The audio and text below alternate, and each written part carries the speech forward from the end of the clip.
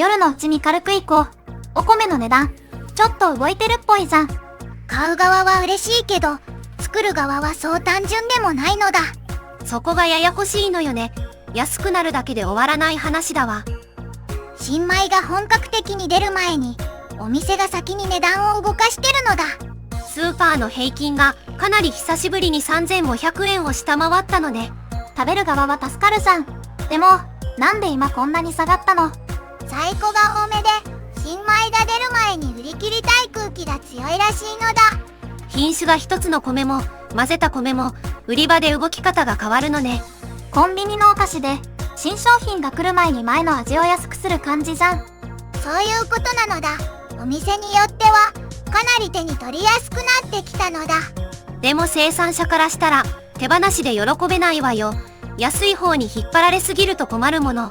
買う側だけ見たらお得でも、作る側の赤字は置いていけないよね。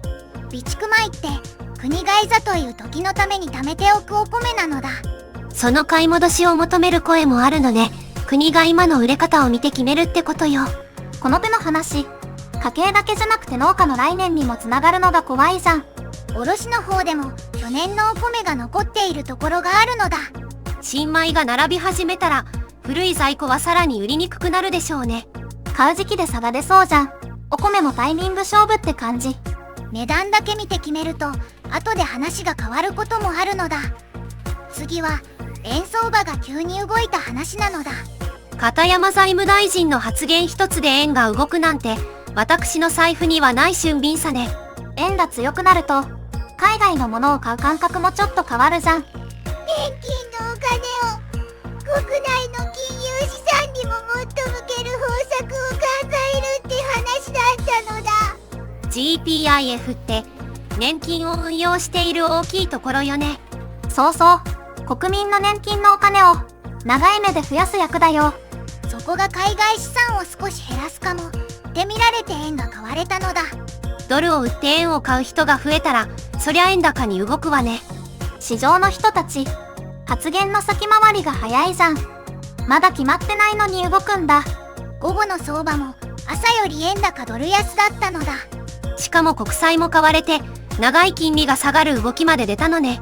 円と株と国債が揃って上がるってちょっと不思議じゃん。その3つが一緒に上がる動きをトリプル高って呼ぶのだ。名前は派手だけど中身はお金の流れが同時に変わったってことよ。旅行や輸入の感覚にもつながるから地味に見えて全然地味じゃないじゃん。お財布の中身は増えなくても円の見え方は変わるのだ。最後は働くお金をどうするかの話なのだ。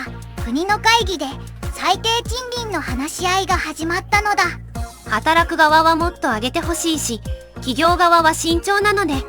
物価が上がると毎日払うものがじわじわ重くなるじゃん。最低賃金は会社が払う最低ラインの時給なのだ。去年は全国平均で1000円を超えたのだ。1000円を超えても足りないって声が出るのが現実なのよね。最低生計費っていうのは普通に暮らすのに必要なお金の目安だよね。贅沢じゃなくても暮らすだけで結構かかるものね。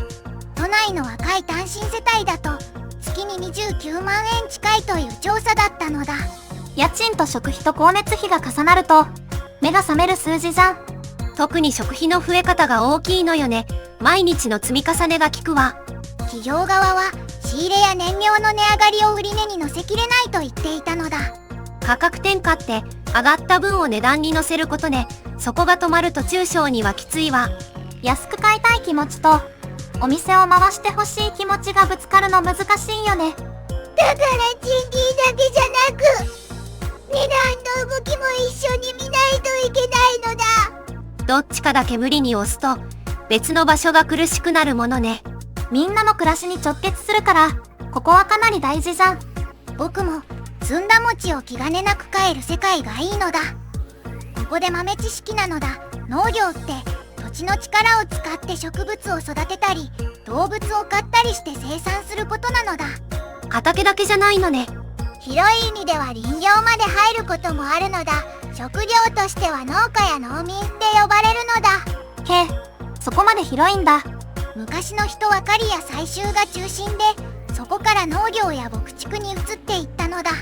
暮らしの形そのものが変わったってことね。その大きな変化は農業革命って呼ばれるのだ。